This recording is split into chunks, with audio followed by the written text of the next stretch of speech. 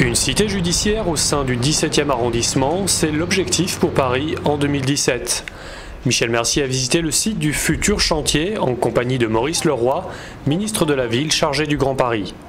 Dans le quartier de Clichy-Batignolles, zone en plein réaménagement, le bâtiment accueillera le tribunal de grande instance de Paris.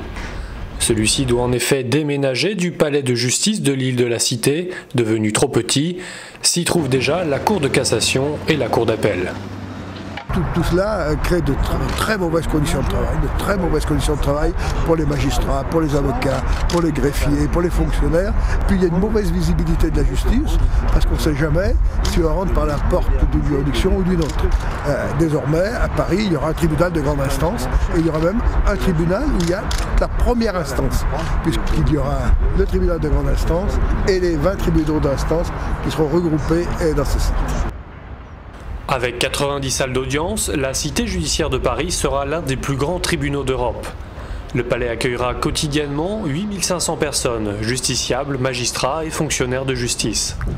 C'est aussi un chantier hors norme qui commencera en 2013.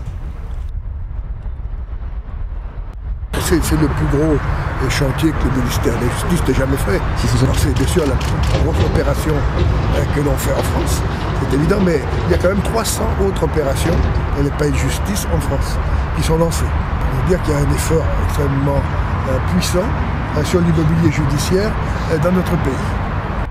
Pour l'instant, 2 groupes de construction sont encore en course pour l'obtention du partenariat public-privé.